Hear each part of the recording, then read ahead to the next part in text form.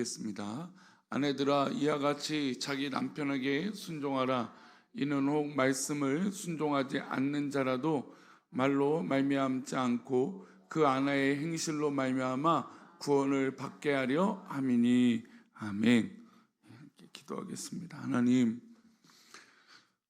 오늘도 주님의 은혜로 살아가고자 하는 우리 모든 성도들을 붙들어 주시고 하나님 은혜 가운데 살아가며 우리가 면류관을 받고 하나님 앞에 살아가는 그런 믿음의 백성들 되도록 인도하여 주옵소서.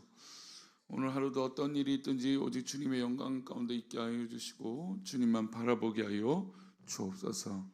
오늘도 어떤 일이 있든지 오직 주님의 영광 가운데 있기를 원합니다. 우리 가운데 함께하여 주옵소서. 오늘도 주님의 은혜로 말씀을 들을 때 그 말씀이 나의 말씀 되게 하여 주옵소서.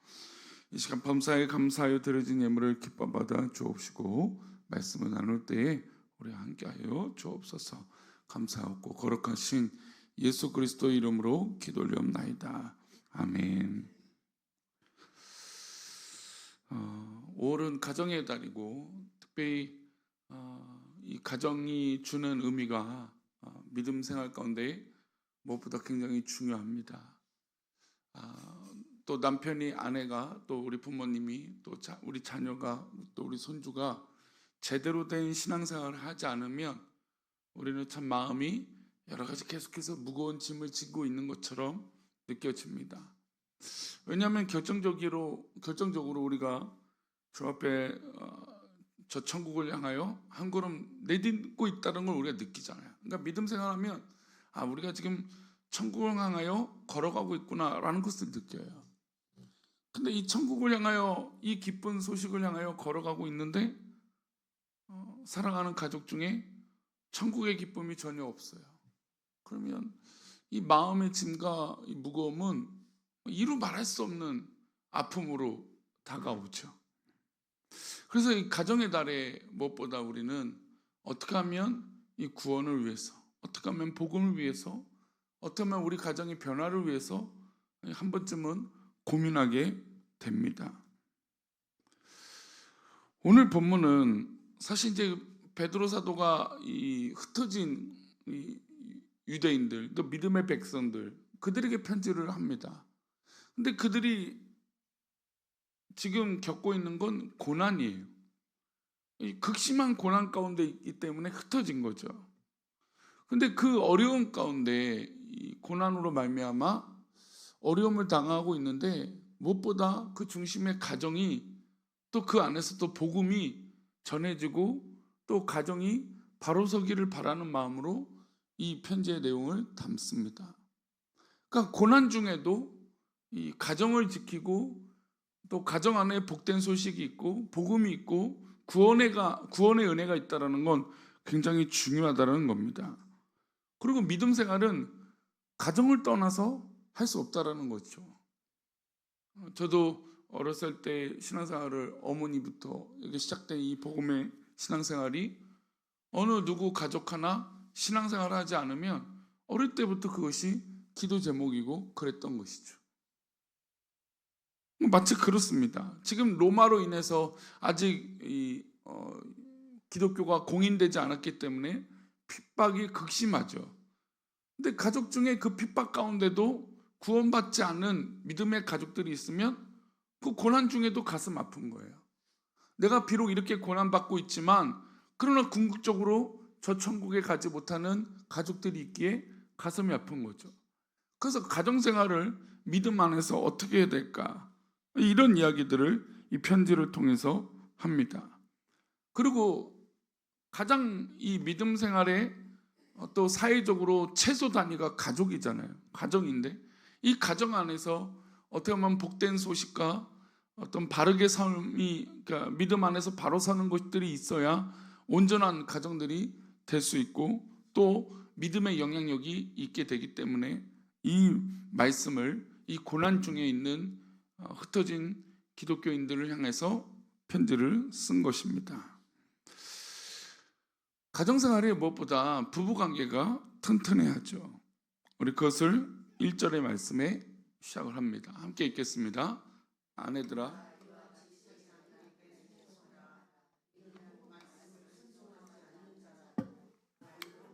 지 않고 그 아내의 행실로 말미암아 구원을 받게 하려 함이니.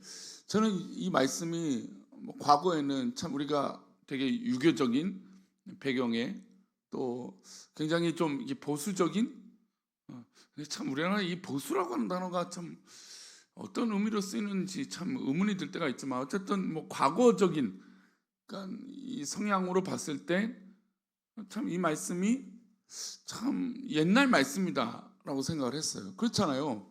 아내들아 이와 같이 자기 남편에게 순종하라. 무슨 시대가 어느 시대인데 옛날 말씀이라 생각했었는데 지금 돌이켜 보면 뭐 하나님의 말씀은 역시 과거에나 지금이나 동일하게 진리다라고 하는 생각이 들어요. 왜냐하면 남편에게 순종하라고 하는 것은 우리가 예전에 이 가부장적인 이 문화 때문에 남편이 뭐 큰 소리 치고 뭐 여러 가지 또 좋지 못한 습관들의 모습들이 뭐 있어요. 뭐 예전에 드라마들을 보면 아버지는 그냥 굉장히 무섭고 무겁고 또 뭐 그런 모습들이 있잖아요. 그런 모습들 때문에 이 말씀이 너무 예전적인 말씀 아닌가 하는데 근데 그 뒤에 있는 말씀들을 보면 전혀 그렇지가 않죠. 남편들에게 순종하라. 근데 순종하라고 하는 목적이 나와요. 왜냐하면 남편들이 참 여러 가지 모습 가운데 여러 가지 판단이 들겠지만 혹 말씀을 순종하지 않는 자라도 그러니까 믿음이 없는 자라죠. 말씀에 순종하지 않는 자는 믿음이 없는 자들이잖아요. 근데 그런 사람들도 말로는 변화되지 않는다라는 거예요. 바뀌지 않는다라는 거죠. 그러니까 우리가 잔소리로 사람이 바뀌는가? 저도 참 그 고민이 늘 있어요. 말을 막 그 사람한테 해서 하지 마라 해서 그 본성이 이렇게 바뀌는가? 잘 안 되죠. 그러니까 결국 그 사람이 바뀌는 건 하나님의 은혜를 받아야 바뀌거든요. 그러니까 은혜를 받아야 두렵고 내가 이게 뭔가 잘못됐구나 깨닫거든요. 깊이 깨닫거든요. 근데 그냥 말로 하면은 그때뿐인 경우들이 대부분이에요. 근데 요즘 시대 보면 이게 이제 과거의 말씀이 아니라는 거예요. 지금 현대에도 동일한 말씀이라고 느껴지는 게 바로 이게. 요즘은 얼마나 똑똑해요. 그냥 말로 그냥 해야 될 것들이 엄청 많죠. 요즘 최근에 이 남성들의 가정들의 문화들을 보면 훨씬 더 여성들의 말이 강하죠. 뭐 지금 3040뿐만 아니라 우리 권사님들도 말이 세죠 이제. 근데 그 말로 그 사람이 진정으로 바뀌는가? 그렇지 않다라는 겁니다. 그 말로는 되지 않는다는 것이죠. 그럼 뭘로 바뀌는가? 그 안에 행실로 말미암아.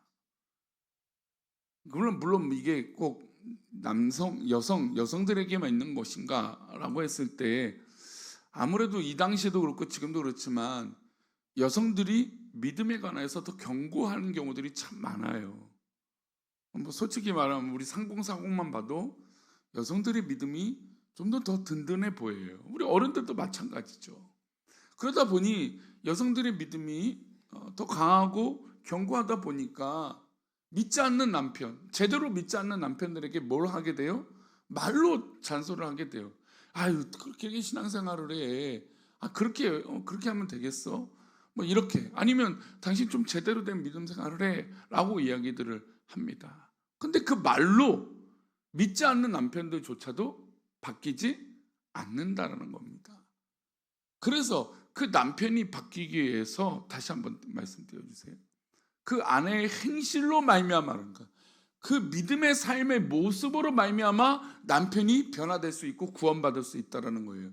근데 그것은 어디로부터 시작하느냐? 바로 자기 남편에게 순종하는 데 있다라는 거예요. 근데 이 말씀을 간혹 잘못 해석해서 이제 요즘 이제 신앙에 있는 아내들이 남편의 말에는 무조건 순종해야 남편이 이게 설 수 있다. 이제 이것은 구원에 관한 문제라는 것을 기본적으로 생각을 해야 돼요. 가정에 남편을 세우고 남편을 위한다라는 것은 그 남편이 구원받는 데 있다라는 거예요. 그러면 그 구원받기 위하여 그 남편을 변화시키기 위해서는 말로 해봤자 되지 않고 그 아내의 행실이 변화하는데, 그 변하는 것은 어디서부터 시작합니까? 순종하는 데 시작된다는 거예요. 사실 먼저 믿고 믿음이 있으면 남편의 행동이나 그 가치가 동의가 될까요? 안 될까요? 동의가 안 되죠. 하는 모습이 받아들이기 어렵죠. 이해할 수 없어요.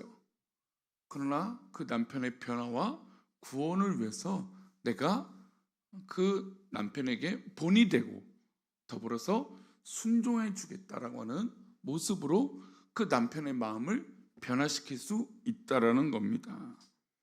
그래서 2절에는 이렇게 이야기합니다. 2절입니다. 너희의 두려워하며 정결한 행실로 봄이라. 그러니까 그 아내의 정결한 행실로 그 남편의 모습들이 두려워지게 되고 변화되게 된다라는 겁니다. 똑똑한 말로 변화되는 게 아니라 정결한 행실로 바뀌게 된다라는 것이죠. 그러니 우리가 어떤 사람에게 도전을 주고 또 사랑하는 가족에게 어떤 그런 것들이 있다면 정결한 행실로 본이 되게 돼요. 가끔 TV 프로에 되면 요즘 이제 뭐 사람들이 많이 보는 TV 프로가 있는데 막 부부 싸움을 엄청나게 해요. 그냥 저 사람들은 어떻게 도대체 믿지 않는 사람들이야 라는 거 보면 가끔 믿는 사람들이 나와요. 믿음의 교회 다니는 것 같아요. 딱 보니까. 뭐냐면 이 말씀이 부엌에 붙어 있기도 하고 보니까 교회 다니는 것처럼 막 싸우는 거 보면 얼마나 믿지 않는 사람처럼 싸우는지 몰라요. 그 모습을 보면 참으로 안타까워요. 근데 그 남편을 변화시키는 게 결국 싸우는 게 말이잖아요. 말로 싸우잖아요. 근데 그 말로 싸우면서 뭔가 이기는 것 같은데, 여러분 결국 가정에서 일어나는 싸움이 말로 이겨서 결론이 나는 싸움들이 있나요? 결론은 안 나죠. 대부분이 결론이 안 나옵니다. 그러면 어쨌든 싸우는 이유는 뭔가 마음에 안 들기 때문에 싸우는 거잖아요. 근데 결국은 그 정결한 행실로 변화된 모습이 아내에게 보여줘야 남편이 바뀌게 된다는 거예요. 이거는 저는 늘 남녀의 문제에 대해서 이 평등과 이 모습의 성경에서 말하는 것들은 분명히 하나님께서는 남자에 대한 어떤 생물학적인 문제들이 있다라는 거예요.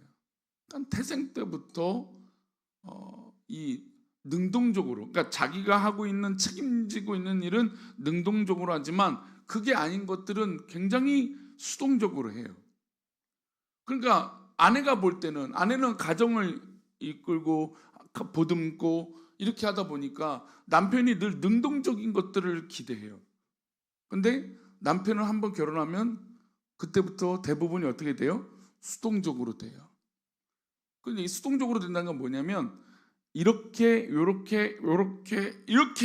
해줘라고 해야 그 말대로 되는 거예요.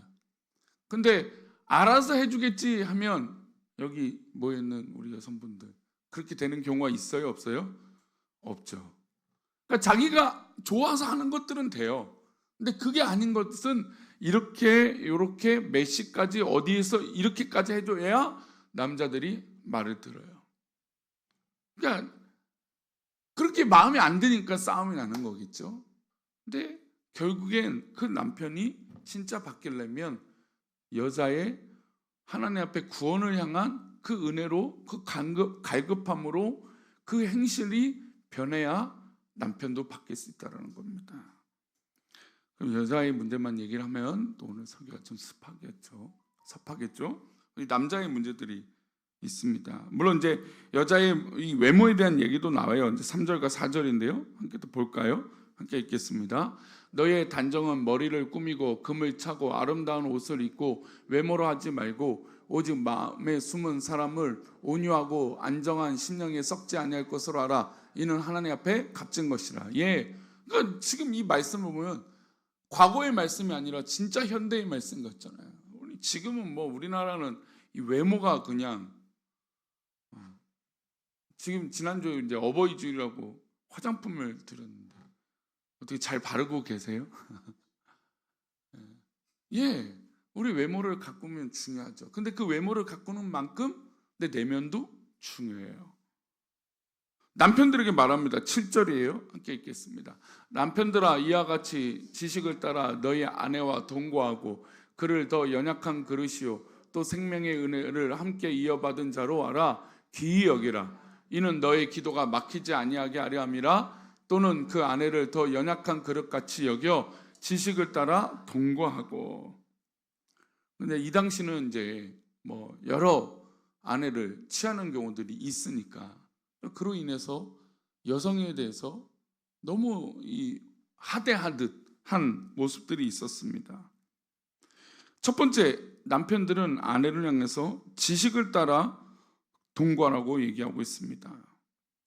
그러니까 남편들이 이 여성을 아는데 지식적으로 좀 부족한 거예요. 그 상대방, 그러니까 결혼하기 전까지는 막 모든 걸 아는 것처럼 하지만 결혼하고 나면 너무 모르는 게 투성이잖아요. 잘 몰라요. 여자 아이를 키우는데도 잘 모를 때가 많아요. 그렇잖아요. 그래서 여성에 대해서 좀 배우고 알아야 되는 것들이 있어요. 아무리 여성이 강한다 해도 어떤 그릇이 됩니까? 연약한 그릇이에요. 그러니까 이 마음이 전제가 남편들에게 되어야 돼요. 아내가 아무리 뭔가 좀 잘하는 것 같고 뭐 이렇게 하고 또 말다툼하면 늘 나한테 이기는 것 같고 센 것 같아도 결국엔 여성은 연약한 그릇이라는 거죠. 우리 새벽 예배 들으신 분들 다 연약한 그릇이죠? 연약한 그릇이에요. 그래, 여성들은 연약한 그릇이에요. 그래서 남편들은 그를 더 연약한 그릇이요 생명을 이어받을 자로 알아 귀하게 여겨야 되는 것입니다. 이런 마음이 없으면 생명을 이어받은 은혜를 입은 자로서 아니다라는 것이죠. 이때는 심각한 고난과 어려움과 환란이 있었어요. 근데 그러다 보니까 여러 가지 가정들마다 어려움들이 자꾸 발생되었던 것이죠. 근데 지금 시대도 그런 것 같아요. 아내를 더 연약한 그릇같이 여겨 지식을 따라 동거하고 아내와 함께 가정과 함께 자녀들과 함께 믿음의 가정을 이루는 것이 귀하다라는 것이죠. 5월 가정의 달을 맞아 이 베드로전서 3장을 묵상하는 것이 참 의미가 있는 것 같습니다. 우리 성도들 가정마다 믿음으로 은혜가 넘치고 사랑이 넘치고 무엇보다 구원의 은혜가 넘치는 그런 믿음의 가정들 되시기를 축원합니다. 기도하겠습니다. 하나님 아버지, 참으로 감사합니다. 우리에게 믿음의 가정이요 또 믿음의 자녀들을 또 때로는 우리 사랑하는 손주들과 자녀들을 허락해 주셔서 감사합니다. 그러나 무엇보다 이들에게 믿음이 필요하오니 주님 믿음을 주옵시고 구원의 그 큰 은혜가 넘치게 하여 주옵소서. 그렇게 우리 가정들마다 그런 믿음의 은혜를 주실 것을 믿사오며 거룩하신 예수 그리스도 이름으로 기도를 옵나이다. 아멘.